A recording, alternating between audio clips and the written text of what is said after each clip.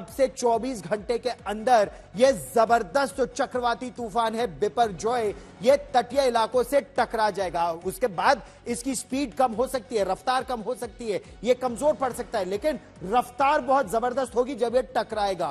तूफान से पहले समय भी तेज हवाएं चल रही है, बारिश हो रही है। मौसम विभाग के मुताबिक अरब सागर में तेजी से बढ़ रहा यह तूफान गुरुवार शाम 5 बजे कच्छ के तटीय इलाके से टकराएगा और उस समय जबरदस्त वहां नुकसान हो सकता है, इसीलिए समय यह तैयारियां की जा रही हैं।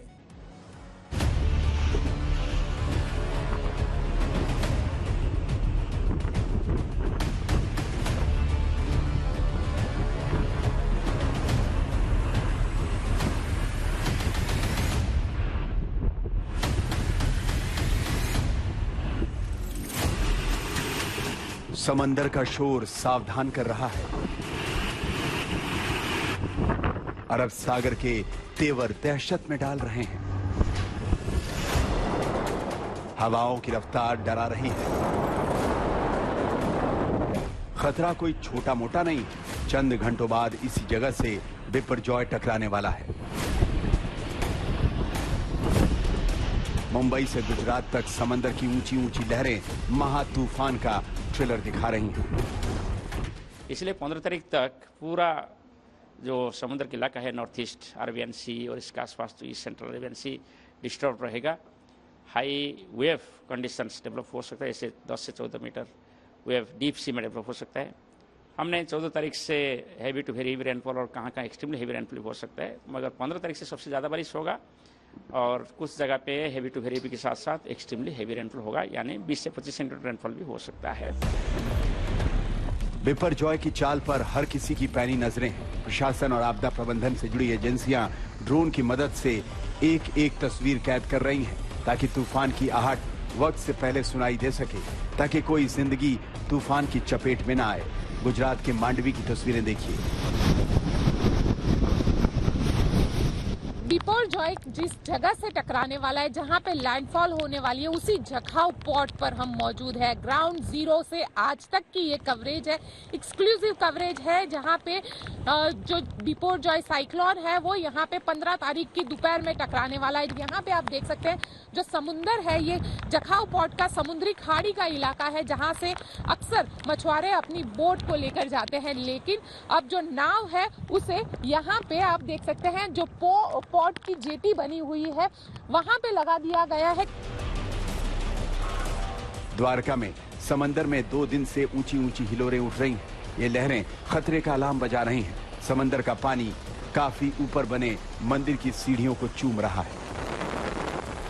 द्वारका का ये समंदर है कि जहाँ पे जो समंदर है वो उफान पे है, लहरें काफ़ी ऊंची उठ रही है और जिस तरह से मौसम विभाग ने पूर्वानुमान किया था, आज और कल 2 दिन जो है वो रेड अलर्ट घोषित किया गया है। द्वारका और कच्छ में रेड अलर्ट का घोषित किया गया है। यहाँ पे जो है भारी बारिश होगी और जो हवाएं हैं वो तकरीबन 70 से 80 किलोमीटर प्रति घंटे की स्पीड से जो है वो हवाएं चलेंगी। और समझिए चक्रवाती तूफान की वजह से किन किन राज्यों में भारी बारिश की संभावना है। मौसम विभाग के मुताबिक गुजरात और महाराष्ट्र समेत 9 राज्यों पर तूफान खौफ बनकर मंडरा रहा है। लक्षद्वीप, केरल, कर्नाटक, महाराष्ट्र, गुजरात, असम, अरुणाचल प्रदेश, मेघालय, पश्चिमी राजस्थान में तूफान ने अपनी टेढ़ी चाल कर दी है। मौसम विभाग के मुताबिक अगले 2-3 दिन तक चक्रवाती तूफान का असर तेज बारिश और तूफानी हवाओं के तौर पर दिख सकता है। केंद्र हो या राज्यों की सरकारें इस महाविपदा से निपटने के लिए चौकस हैं। सारी एजेंसियों को राहत और बचाव के काम में झोंक दिया गया है। देश के लिए एक बड़े इम्तिहान के रूप में आ रहा है बिपरजॉय। कच्छ से गोपी घांगर, द्वारका से ब्रजेश दोषी के साथ आशुतोष मिश्रा, मांडवी, आज तक। आई ऑफ द स्टॉर्म की बात की जाए कि अगर ये जो चक्रवाती तूफान आ रहा है इसका केंद्र कहां होगा, तो कहा यह जा रहा है कि गुजरात की जो कच्छ की सीमा है ये वहां टकराएगा और वहां नुकसान ज्यादा होने का अंदेशा है। अनुमान यही है। गोपी घांगर वही है मेरी सहयोगी, वहां से हमारे साथ जुड़ रही हैं। पारस धामा मुंबई गेटवे ऑफ इंडिया से हमारे साथ जुड़ रहे हैं। गोपी, लेकिन सबसे पहले आप ही से तैयारियों के बारे में 45,000 लोगों को अगर सुरक्षित ले जाया जा रहा है सुरक्षित स्थानों पर, वहां किस तरह के प्रबंध हैं, किस तरह का अंदेशा है और किस तरह की तैयारियां हैं? बिल्कुल, देखिए गौरव, गुजरात के कच्छ की बात करूं मैं तो कच्छ के अंदर फिलहाल लोगों को आज भी अभी इवैक्यूएशन का जो काम है वो चल रहा है, जो यहाँ का है।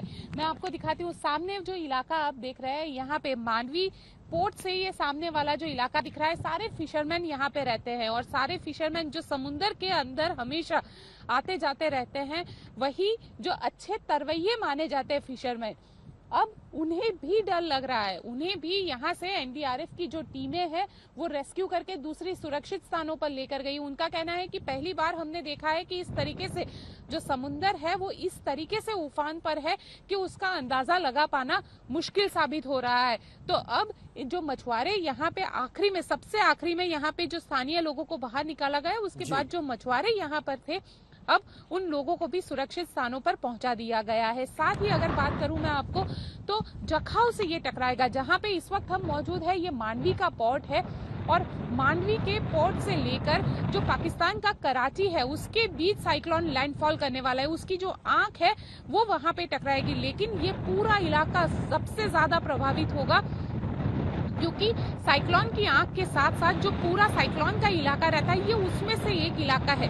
तो इन इलाकों में करीब 3 किलोमीटर के रेडियस में जितने भी लोग समुद्र के आसपास रहते हैं उन सभी लोगों को सुरक्षित स्थानों पर भेज दिया गया है। सभी को समझाया जा रहा है कि साइक्लोन आ रहा है और लो लाइन इलाके जितने भी है वहां से लोगों को सुरक्षित स्थानों पर भेजा गया है। एनडीआरएफ की जो 4 टीम है उसे सिर्फ कच्छ के अंदर तैनात किया गया है ताकि एसडीआरएफ और एनडीआरएफ ये दोनों मिलकर जो लोग अगर कहीं पे भी रेस्क्यू ऑपरेशन की जरूरत हो तो वो भी कर पाए। साथ ही गौरव आपको बताती हूँ कि बीएसएफ जो है, क्योंकि सीमा का इलाका है जहाँ सरक्रिक का इलाका है जहाँ से साइक्लोन टकरा रहा है, तो उस सरक्रिक के इलाके में जहाँ बीएसएफ लगातार 24 घंटे तैनात रहती है उसे भी सावधान किया गया है क्योंकि उस इलाके में सबसे ज्यादा साइक्लोन का असर जो है उसकी जो आई ऑफ द साइक्लोन है वो टकरा रहा है। तो बीएसएफ को भी अलर्ट रहने के लिए कहा गया है।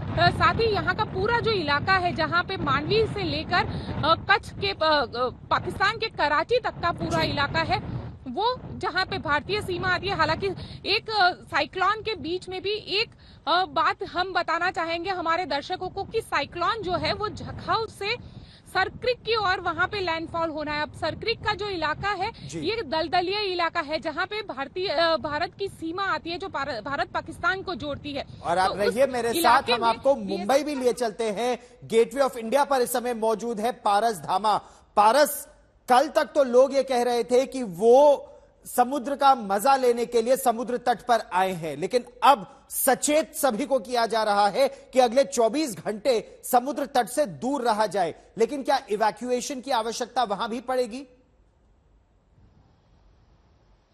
गौरव, बेहद ही वाजिब सवाल है क्योंकि जिस तरीके के हालात पिछले कुछ दिनों से मुंबई और गुजरात के आसपास के इलाकों में बने हुए थे, ऐसे में प्रिकॉशनरी मेजर्स के तहत बहुत सारी चीजें की। गुजरात में भी बहुत सारी चीजें की जा रही हैं, मुंबई समेत महाराष्ट्र में बहुत सारी चीजें की गई थी। मुंबई में एक चीज जो है वो लोगों को हिदायत जरूर दी गई कि आप समुद्र किनारों से दूर रहिए, मगर जिस तरीके से कल जब बिपरजॉय पास हुआ मुंबई से तो बड़ी हाई टाइड थी। सुबह भी मुंबई में बहुत बड़ी हाई टाइड थी, बहुत ज्यादा जो है वो लहरें उठ रही थी। लोगों को भी हिदायत दी थी कि आप जो है समुद्र किनारों से दूर रहिए, मगर अब हालात धीरे धीरे मुंबई में सुधर रहे हैं। मुंबई में इंपैक्ट थोड़ा सा दिखा है, सुबह दिखा था, मगर अब हालात जो है बेहद नॉर्मल हो गए हैं। लोगों को भी गेटवे ऑफ इंडिया जैसी जो सामाजिक जगहें हैं वहां पे लोग आना शुरू हो गए हैं। लोगों की भीड़ जो है वो यहाँ आना शुरू हो गई है, मगर अभी भी प्रशासन जो है वो बेहद अलर्ट मोड पर है।